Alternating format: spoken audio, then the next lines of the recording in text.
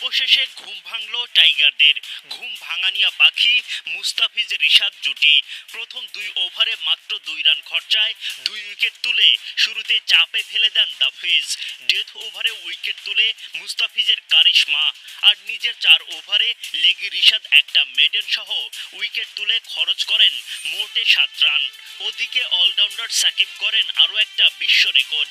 White wash আটকাতে toss জিতে defensive মুডে বাংলাদেশ। আগে বোলিংয়ের সিদ্ধান্ত অধিনায়ক নাজমুল শান্তর। একাদশে জোড়া পরিবর্তন, দলে ফেরেন লিটন দাস, চমক হয়ে আসেন হাসান মাহমুদ।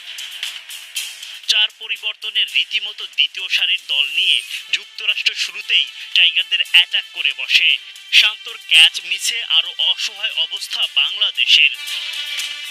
আগ্রাসী ব্যাটিং করতে থাকা আন্দ্রেস গৌসকে ফিরিয়ে প্রথম উইকেট তোলেন সাকিব।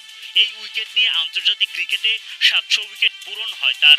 বিশ্ব ক্রিকেটে ১৪,০০০ রান ও ৭০০ উইকেট পাওয়া একমাত্র খেলোয়াড় বাংলাদেশের সাকিব। মার্কিনীদের দ্বিতীয় উইকেট তুলে নেন মুস্তাফিজুর রহমান। তানজিম সাকিবের ক্যাচ বানিয়ে তিনি ফেরান আরেক ওপেনার শায়ান জাহাঙ্গীরকে। নিজের পরের ওভারে নীতিশ কুমারের উইকেট তুলে নেন কাটার মাস্টার। উইকেটের পেছনে দারুণ একটা ক্যাচ লুফে নেন লিটন দাস।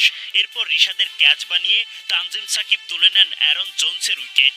৪ উইকেট তুলে শুরুর চাপ থেকে কিছুটা মুক্তি পায় বাংলাদেশ। চোখ ধাঁধানো বোলিং করেন লেগি রিশাদ হোসেন। ৪ ওভার বোলিং করে একটা বাউন্ডারিও হজম করেননি তিনি।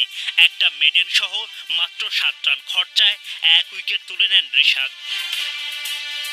ডেথ ওভারে উইকেট তুলে ইউএসএকে বড় সংগ্রহ করতে দেননি মুস্তাফিজুর রহমান।